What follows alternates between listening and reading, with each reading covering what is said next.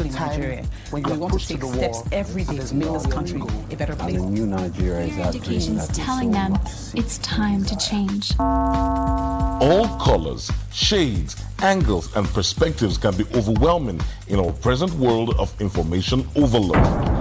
This is introducing Ground Zero. Ground Zero is a current affairs discussion phone-in program covering topical issues in the polity. The program is a platform for an in-depth analysis of trending issues by professionals, authorities in various fields, analysts, and key actors in the polity. Ground Zero gives the listener an opportunity to contribute to the discussion via phone call, SMS, Twitter, Facebook, and Instagram. From the conservatively serious to the ridiculously funny, Ground Zero accommodates them all. Professionals, urban contemporary businessmen and women, policymakers, public service workers, students, artisans, traders, and the in-between. Ground Zero comes up on Tuesdays from 5 to 6 p.m. and Saturdays 4 to 5 p.m. Ground Zero. This program is exclusive to Invicta 98.9 FM. Tune in.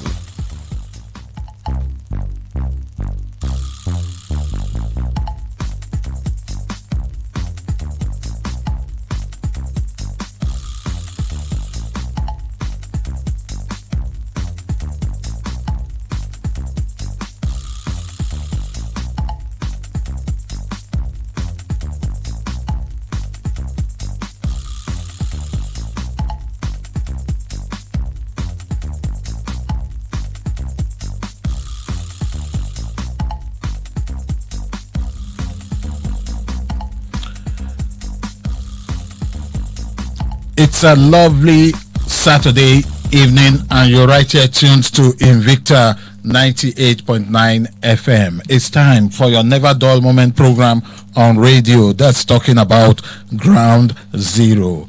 I am Ehis Agbon. Today on the program Ground Zero, like always, we'll be bringing you topical issues in the polity that I'm sure at the end of the program you'll be glad that you were a part of today's program.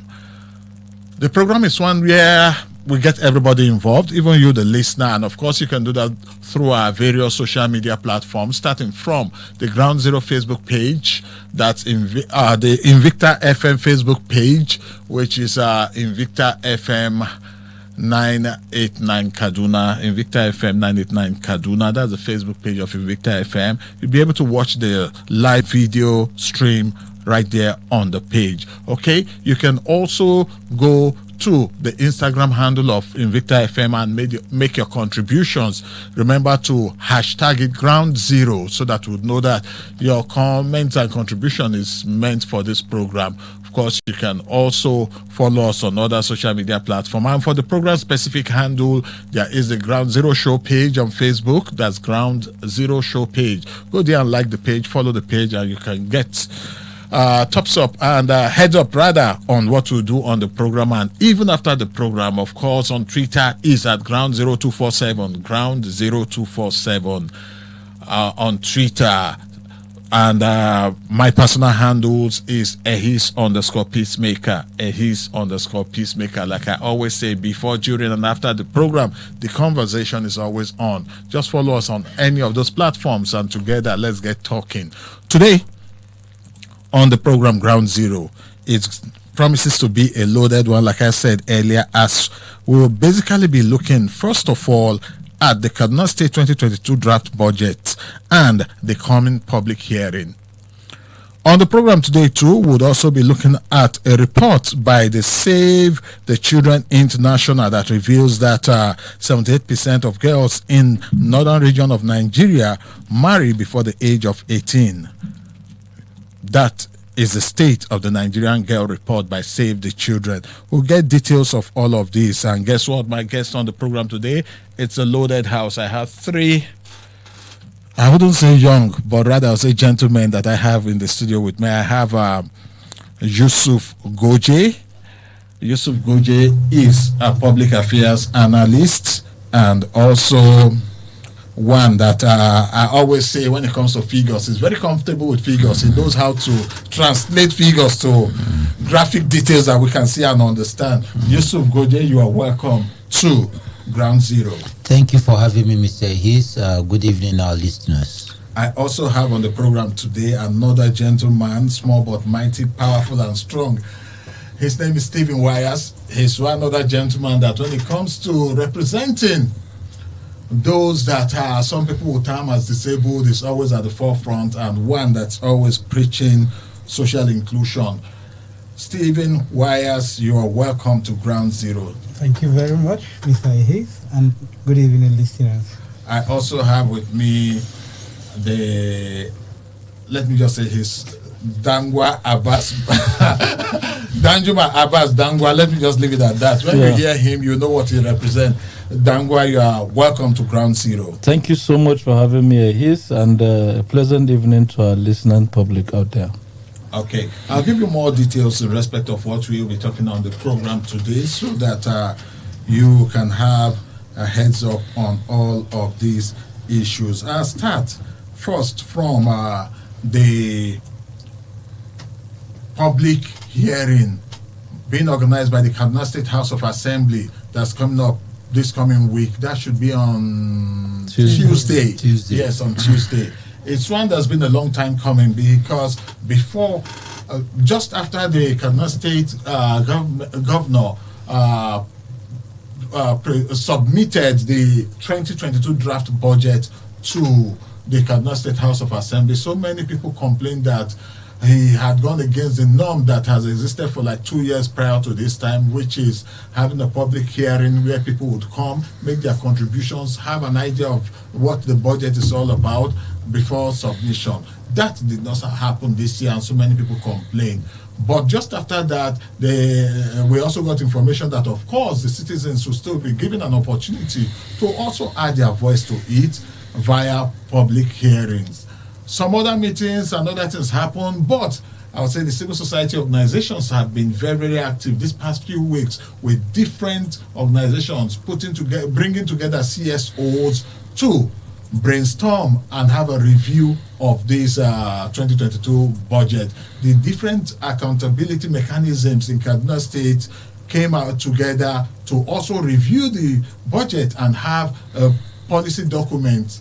No, I wouldn't say a policy document. Now have a position that they intend to bring forward by the time the public hearing comes up. And just this week, we got information that indeed the public hearing will be happening on the 16th. That's on Tuesday of November. And that is what we are looking up to and believing that we will all be a part of it when it happens on that day. That is already in the pipeline. And so, like I said earlier, so many CSOs were part of it. And they generally made their contributions to what the eventual budget that will be passed will look like. On the program today, we will talk about that. Also on the program this evening, we will also be looking at this report from Save the Children International. I'll just run through some part of the report. Yes, I'll just run through some part of the report. Okay, I'll start from the top of it, which is child marriage is more prevalent in the northwest. In the northwest and northeast of Nigeria, where staggering 48% of girls were married by the age of 15 and 78 were married by the age of 18. Also, 44% of girls are married before their 18th birthday, and the country records as one of the highest rate of child marriage globally. A staggering 78% of the girls in northern Nigeria are married before their age of 18. Now, looking at details of the report, which is tagged State of the Nigerian Girl Report, an incisive diagnosis of child marriage, explains the current prevailing sociocultural norms and practices in Nigeria around child marriage to capture and approximate the approximate state of Nigerian girl. It shows that child marriage is more prevalent in the northwest and northeast of Nigeria, where 48% of girls were married by age 15 and 78 were married by age 18. The report brings to the fore the dire state of the Nigerian girl at the national level, its negative impact on education and empowerment, evidence-based gaps in sociocultural beliefs and systems, and provides recommendations for moving forward to addressing these gaps in child marriage in Nigeria. According to the report, the percentage of people aged 20 to 49 years who were first married or in union before the age of 18 were 44.1%, while men accounted for 6%. The percentage of young people aged 15 to 19 who are currently married or in a union for women was 22.2%, while no man was in such a union. The percentage of people from 15 to 49 who are in polygamous union for women was 36.9%, while men accounted for 18.7%. This proves that early child marriage affects quite a large number of women and girls. Evidence shows that there is a clear and strong link between child early forced marriage, CEFM, prevalence, and endemic poverty, poor education outcome, school dropout rates, a high rate of out-of-school children, and poor access to basic social, economic, and health care services. Despite the Compulsory Free and Universal Basic Education Act of 2004, lack of access to quality, free, safe, uninterrupted, and inclusive education for girls remain a big driver of child marriage. You can read up on more of this. I'll give you the links where you can read up on more of this. But let's come to the program and talk about these issues that we will be looking at on the program today. Starting first from the 2022 draft budget, the Kaduna State 2022 draft budget, the reviews that was done, and of course the upcoming public hearing and the general outlook and the impression that we have about it. And thankfully, the gentlemen that I have with me in the studio today, I know that within these past few weeks they have been part of several of the reviews of the Constitution, reviews of the budget that took place, and will be sharing thoughts and of course saying what their outlook for the public hearing would be, and of course the impact that they feel that this public hearing would be. But I'll start first by asking Yusuf Goje, this public hearing that's coming up on Tuesday, organized by the Kaduna State House of Assembly, what's going to be its impact, or is it just another jamboree just to tick the box? Well, I wouldn't call it another jamboree. It is part of the engagement in the governance process, where citizens are expected to be part of formulating the budget, which ordinarily should have their needs captured. Yeah. And the public hearing, which this is the third in the series that is being held by the State House of Assembly, though has opened space for civil society to engage, present their analysis, present their recommendations to the state government. Unfortunately, over the past 2 years, we have not seen citizens' engagement at the public hearing reflect in the final budget that is being approved by the House. But that does not in any way reduce the importance of having such a public hearing. Normally, the members of the State House of Assembly are supposed to even have gone back to their various constituencies to engage their constituencies on the content of the draft budget, get the draft budget, get their feedback, and bring it to the House and ensure that it informs the budget. But sadly, we are not yet there as a state and as a country. But we feel that as civil society, as citizens, we must continue to push, we must continue to engage till we reach that level where citizens' feedback would be considered, and at the end of the day would inform and influence the appropriation process of the annual budget of Kaduna State. All right. So your outlook is that hoping and believing that this public hearing will make an impact. I'll come to Danjuma Abbas Dangwa. I love that name. You were part of several of the reviews, and I would like you to mention some of the reviews and the general impression of the participant and outcome of the reviews. Well, clearly the issue of the budget town hall will have actually saved us a lot, because until the draft was submitted to the State House of Assembly, civil society, again in Kaduna, did not have the draft budget.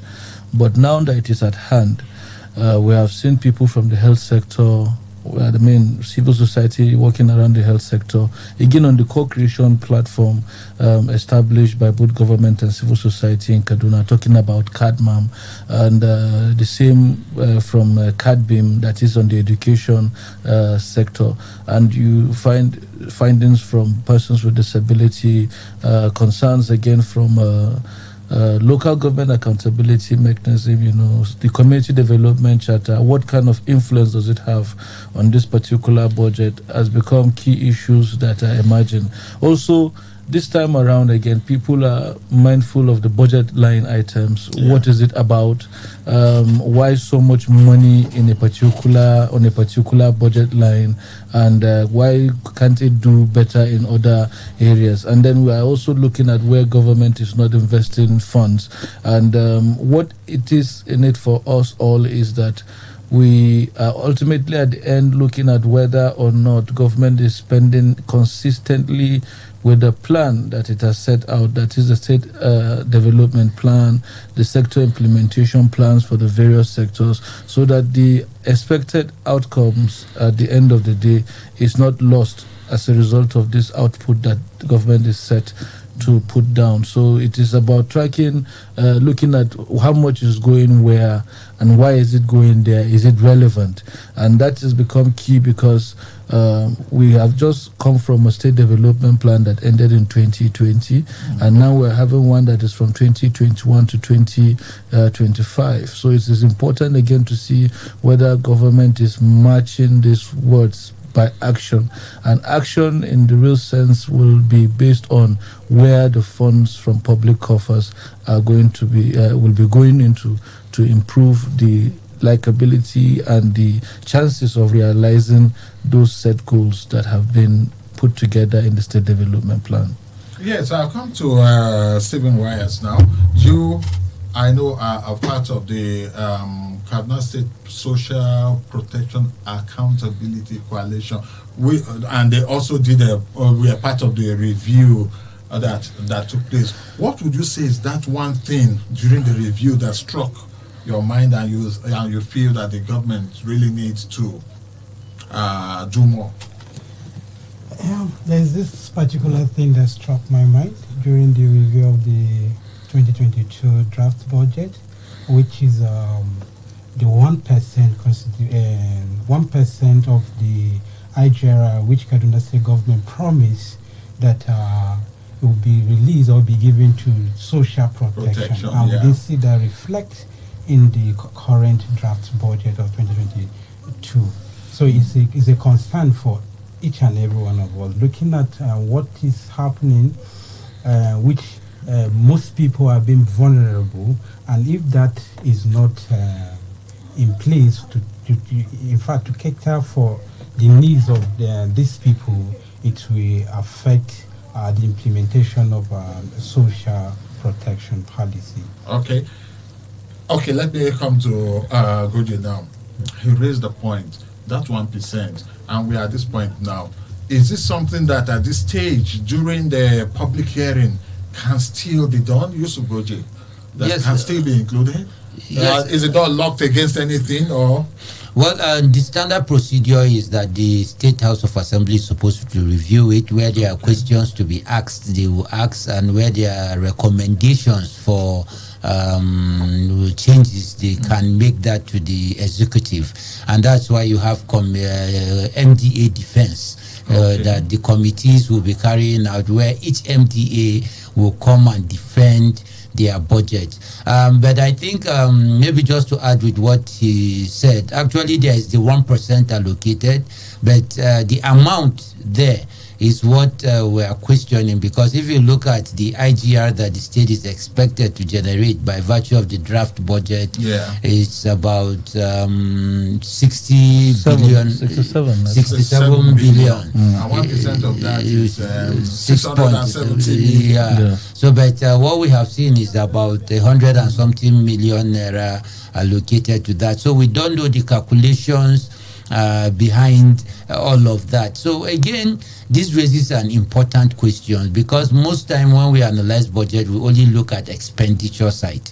We are not looking at the revenue side of the budget. And this is one thing I think that also came out of the analysis that civil society carried out with the support of PEL for about 4 days to see that we are able to analyze our sectors and harmonize this particular thing. And one of the things that we looked at critically is the revenue of Kaduna State.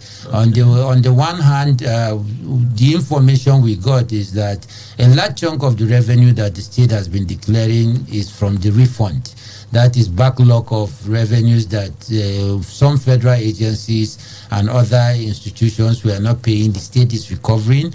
And another thing is also the local government funds that is calculated as part of it. So if you look at the actual annual IGR, I think for this year, I'm not sure, but it should be just about 20-something billion naira. Last year, I think, was 19 or so billion naira. So it shows you that a lot needs to be done around actual revenue, because the real sector, which is SMEs, are not contributing much to the IGR. And the question is, do they have the enabling environment to run their businesses and ensure that they are able to pay their taxes so that government can generate? It's another conversation for another day, but it is important that that was looked at. Another area that was looked at was our debt, our loan. As of 2020, 31st December, I think our loan debt profile was about 284 billion naira. And as of half year this year, the state had already collected about 28 billion, and out of the 46 that they intend to collect this year. And for next year, in the draft 2022 budget, we are proposing to collect as a state another 19 billion naira. So if you put all of that, it means that there will be a lot of debt burden on us. And even our debt charges is about 6 billion naira. So the implication is this: some of the debts that we have now, we've not started paying because there's a moratorium of about 10 years.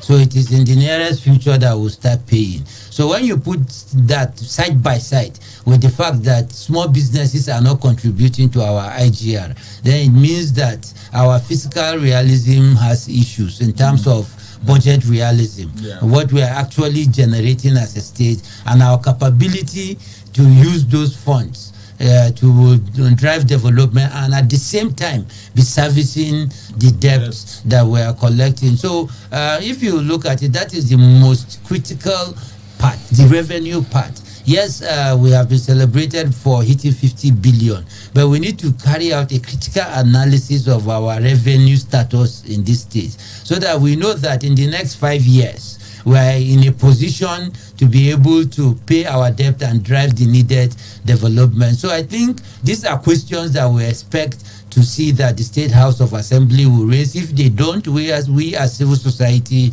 we hope to raise those questions so that we know that this budget, which is also unique, because it is the last budget that the current government will complete in the full year. Yes. Because 2023 they only have from January to May 29, which is half year. And you know it's a political year, so a lot of distractions around budget implementation would be there. So it means that we need to put our eyes on how this budget is being implemented, because it will tell a lot in terms of poverty, in terms of unemployment, because they termed it a budget of sustainability. You understand? So it means that our eyes is what is on ground and what is being put on ground as a result of this budget to sustain it. Yeah. So these are critical issues we need to look at. Another area we need to look at is equity in the distribution of the money within the budget. So, for example, how much is going to urban renewal? Which, if you put together, urban renewal does not cover more than 10 wards in Kaduna State. And we have 255 wards. So what percentage is government paying to urban renewal, and compared to what percentage is government paying to other rural communities? Because the issue of insecurity, the issue of poverty can best be tackled at the grassroots when you build rural economies. Because with, for example, just feeder roads, you open up agricultural markets and transportation. With just roads, you address insecurity, because our security agents have always complained that access to interland is one of their major challenges in fighting banditry. You understand? So when you put that side by side with urban renewal, yes, it is beautiful. Yes, and all of the things, we like it. But what is the economic return on investment for the ordinary man in the rural area? So these are the issues that we hope that the public hearing will bring out, not just talk about projects, because at the end of the day, doing bridges, doing roads, doing schools, they are not an end in themselves. They are a means to an end. And what is that end? That you have built roads, is the economy growing, that you have built schools, is illiteracy reducing, that you have built hospitals,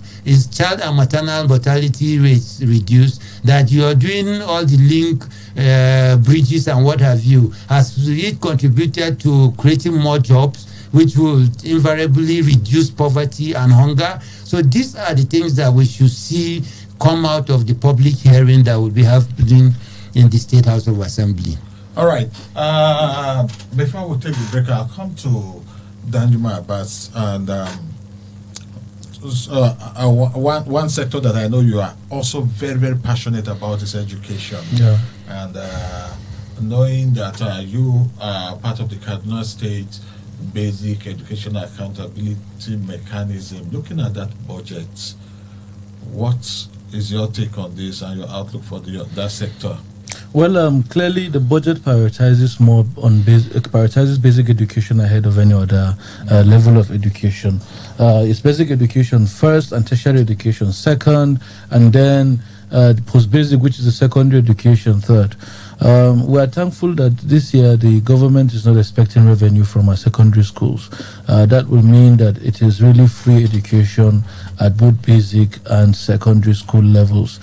However, we have already begun to witness that there are low investments around literacy and instructional materials. There are low investments around ICT, low investments around energy. Also sad is the fact that there is low investments around water, sanitation and hygiene facilities. I mean, we were able to even look at institutions like Kaduna State University with the size of the school and all the facilities and the number of students in that school. Toilet facilities are nearly inadequate or unavailable. And that is actually saying that while the state has a mission on one hand to end open defecation, which will reduce which will improve our public environmental health, we also have the fact that these needs around toilet facilities, water and all of that are not so much prioritized in the education sector, and that for us is actually a huge challenge. There is also the issue of out-of-school children. There is also the issue that government is not building new schools in the next budget that we are having, and so that is actually again a challenge. We've looked at even tertiary institutions like the College of Education, Dangwa, and the other institutions of government that are at that tertiary level. We are seeing low investments around hostels, and we know that with hostel facilities we are able to protect students more, even from social vices within communities, and also protect communities again from the kind of social vices that students could import to those communities, and at the end of the day having some level of impact around insecurity. So some of these issues are some of the emerging issues that we're looking at, while we're also looking at the fact that the numbers may not be adding up around what government says they are spending and where the sources are coming from. All right, you're listening to Ground Zero on Invicta 98.9 FM, and we have just had a big look into the 2022 draft budget, the various reviews that we've done in the state, and of course the upcoming public hearing by the Kaduna State House of Assembly next week, and the general outlook of my guests. They have aired their views. Let's quickly take some messages, and when we come back, the show will definitely go on.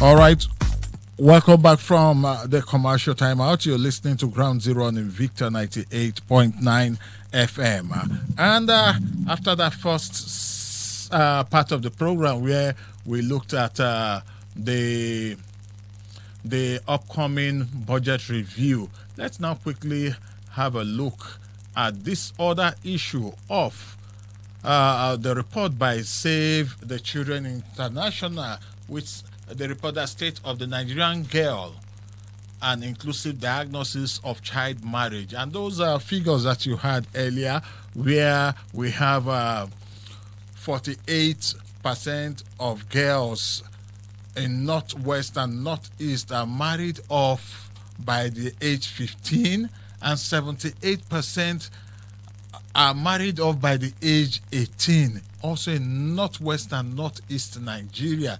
Then the national average, now we have 44% of girls married off before they are age 18 in taking the records of all of the country. And of course also this is this rate is one of the highest globally. At this point in time, 21st century Nigeria, we are still hearing things like this. Young girls married off at early age.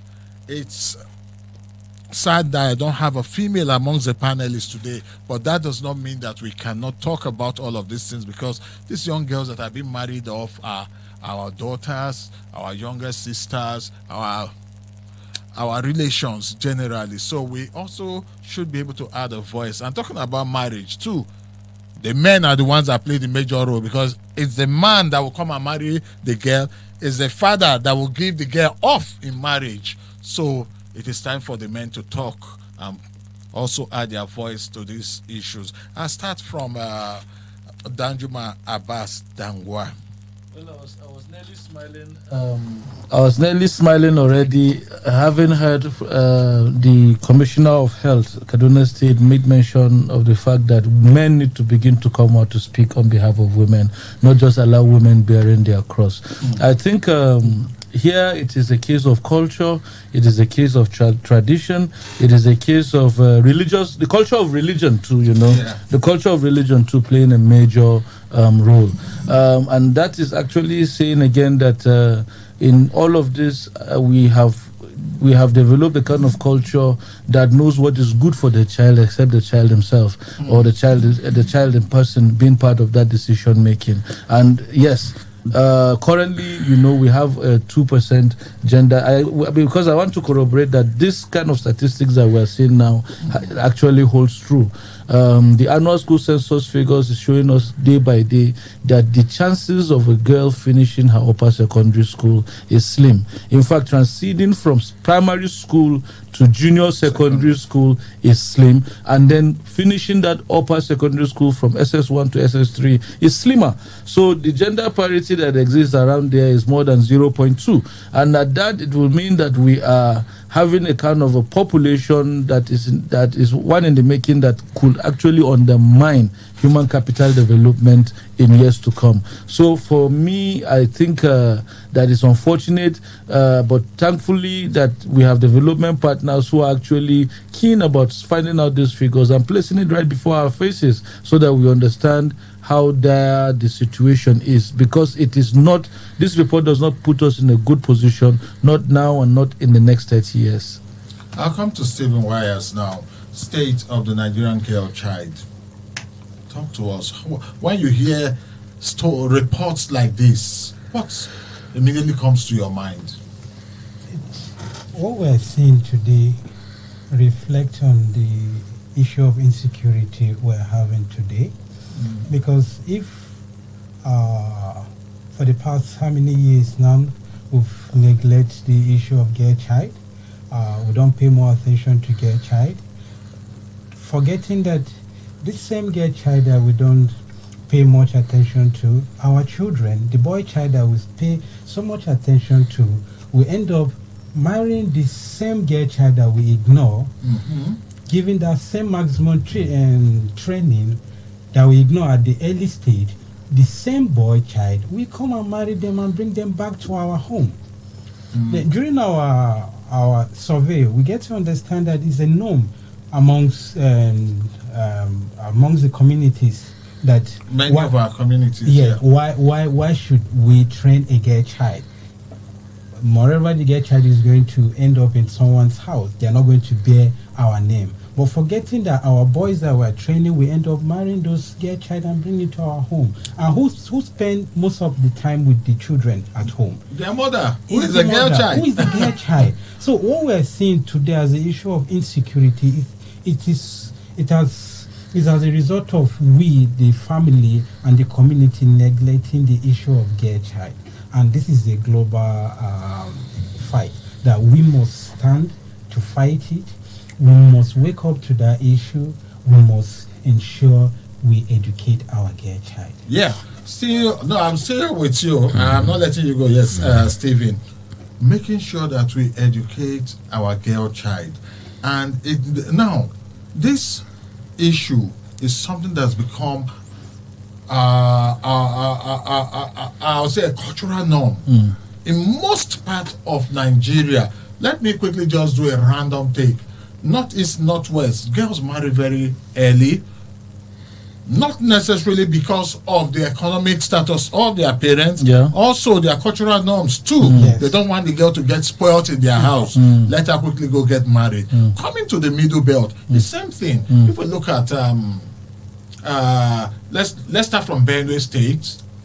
Benue State, it's a very common thing too, that see girls at the age 13 getting married. You come to Nasarawa State, also in the middle belt, the same thing. Now, as one person that's passionate about the social well-being of people, what do you think, or what do you think should be done by the government to help the girl child to reduce these practices? Government need to come in. Government need to launch a campaign that we speak to our parents, speak to the community leaders. We're talking about the traditional rulers, which they have a voice in the community. We need to tell them the importance of educating a girl child, because it's obvious that most of them don't know the essence of educating a girl child. And if you look at it very well critically, you understand that even the girl child take care of their parent more than even the boy child. So it is important that we dialogue. It is important that government should work hand in hand with the traditional rulers, with the religious leaders, to ensure that this thing is being taken serious even at the grassroots. So if we don't do that, what we are having today is just small, and then what will come in the next future if we don't treat the issue of girl child education. Okay, I'll come to Yusuf Goje now. In all of these, we know that Nigeria, as it were, is supposed to have laws. We are signed to various international charter, and I recall that in 2003, the Child Rights Act has components that will protect the girl child from such exploitations and all of that. So many states have refused to domesticate it and make it part of their laws in the state, and that's So a large extent is the reason why we still have this.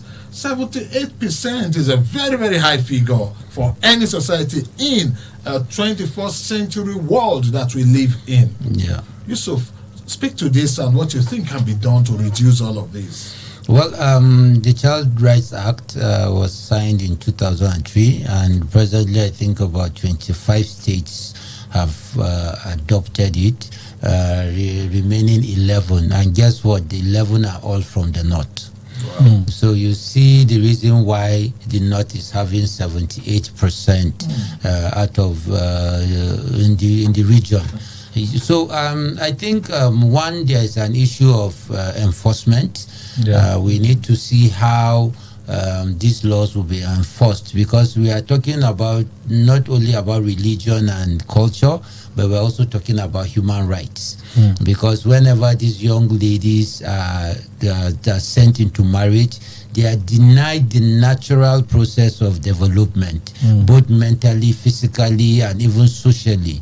And most of them go into these marriages and end up just being baby-making machines, and they end up being enslaved with so much abuse that is happening. And because of those same cultural and religious barriers, they end up not speaking out to what they face in these homes. And that is why you find out that even the children that are being produced now and are being grown now are usually socially dysfunctional, because even the parent, the mother who should train them, does not even understand what it means to be a child, because at that level she was thrown into motherhood without being prepared for all of that. And as Stephen has said, it is no magic for you to say that this is where the issue of insecurity is coming from, because for a child that did not also get the required development, how can she facilitate the development of another child in terms of home training and what have you? So it is important that we begin to enforce these human rights. Yes, we respect religion. Yes, we respect culture. But the 1999 Constitution of Nigeria makes it clear that Nigeria is a secular state. So there are certain rights that can be enforced regardless of your religious beliefs and what have you. So these are some of the key areas that I think we need to push. Then there are issues of behavioral change, because even in societies that, I'll give an instance, for example, the former, let me not call him former Emir of Kano. The 57th, or is it 57th Emir? Rather. So that I don't become former. Okay, just stick to the name. Yes. Sanusi Lamido Sanusi. Yes, Sanusi Lamido Sanusi.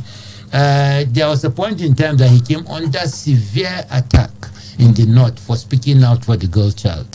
And I think those are some of the things that compounded his problem. So it tells you that these beliefs have gone deep-rooted, and in order to address these beliefs, we cannot do that in isolation.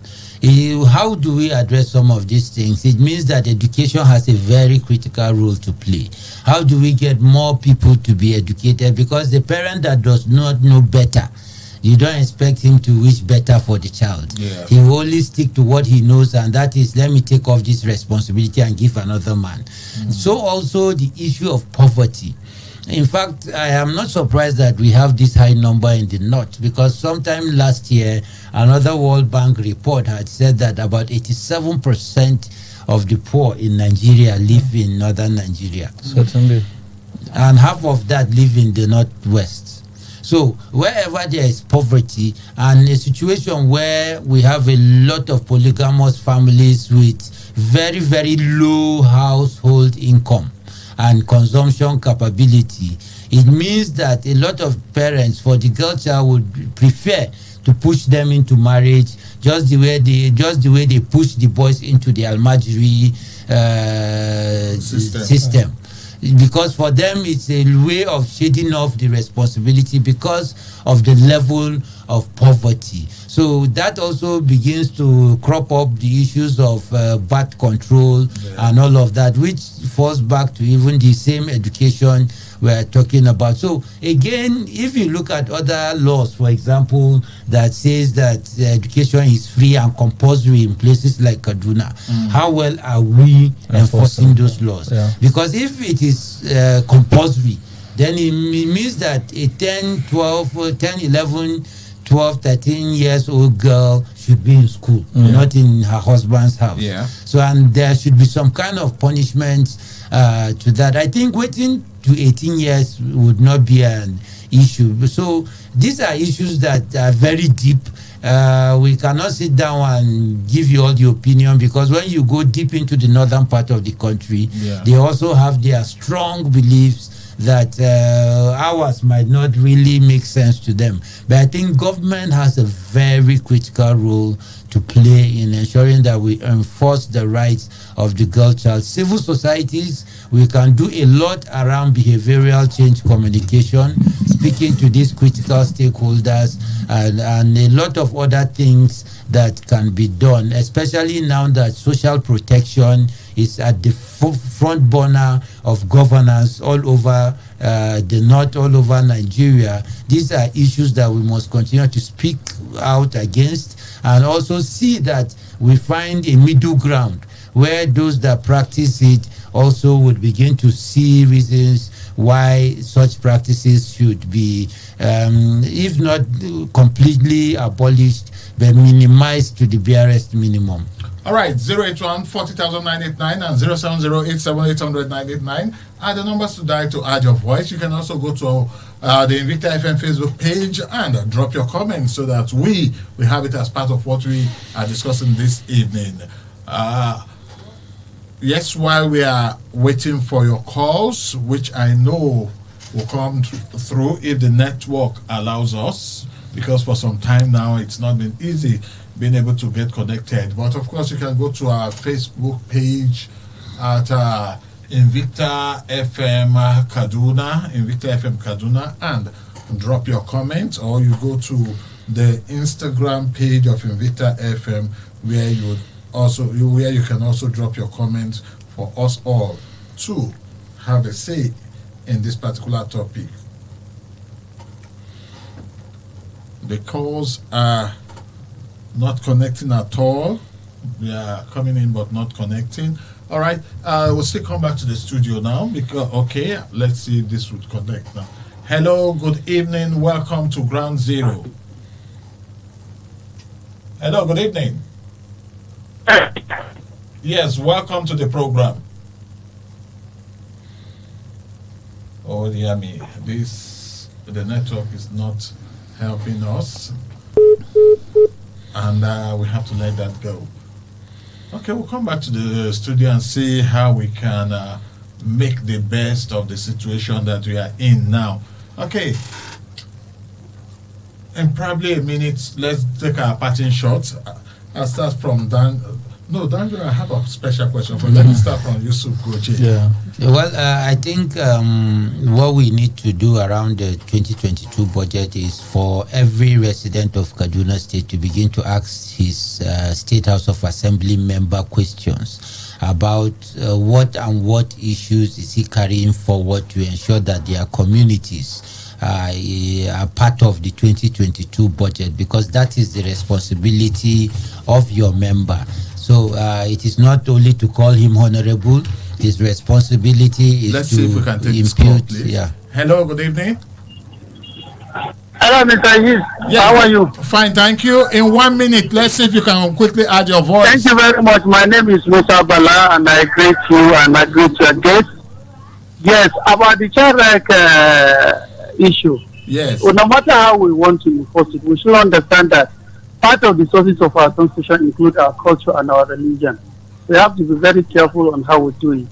And in our analysis, we should be able to understand that no matter how we describe the North, no matter how poor the North is, it's still the darling of many Nigerians. Many Nigerians are accommodated and they are doing well in the North.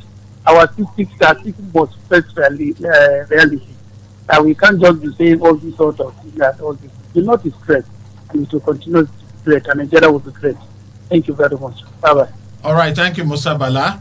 All right, round up on your parting shots. All right. So I think the public hearing would be held for those that can join via Zoom. Then I think for those that can join via Facebook, I think...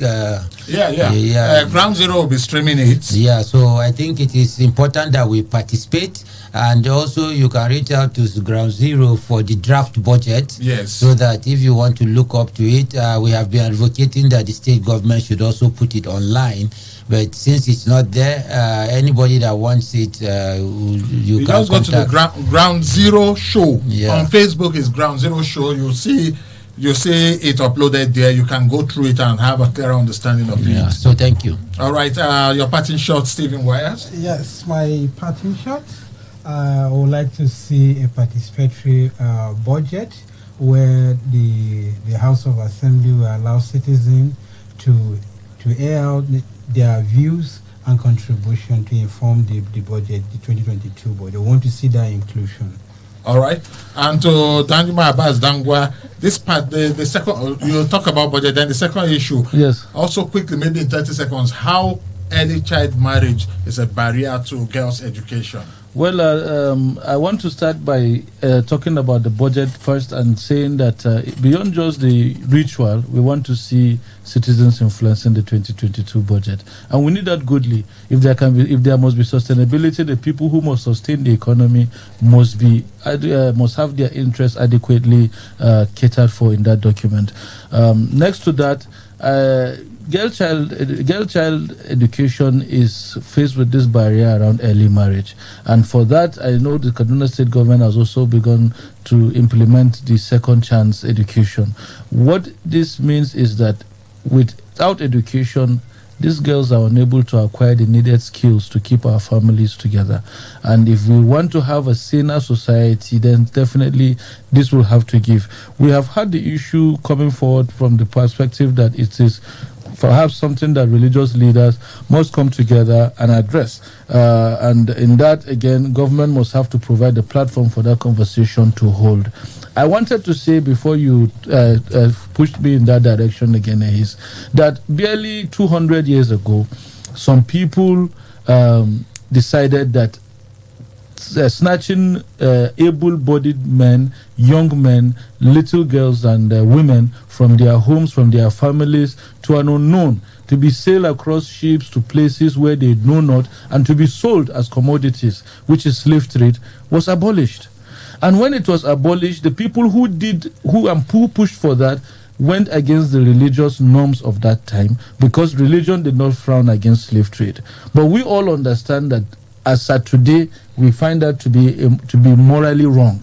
And in the same light, we cannot be enjoying our lives as individuals and subjecting the girl child to so many inhumane treatments. These people should have rights, and their rights should be sacrosanct, because again, the citizenship of this country does not recognize citizenship by gender. All right. We are all citizens, and as we have to let you go. We are actually out of time now. Enshrined by the Constitution, we'll beg that the government does everything to keep them sacrosanct. Thank you. All right. Thank you so much to all my panelists, Yusuf Goje, Stephen Wires, and Danjuma Abbas Dangwa, for having time to be on Ground Zero today. I am Ehis Agbon. Next week, Tuesday, God's willing, we'll be on again for another package of the program, Ground Zero. Let's make it a date.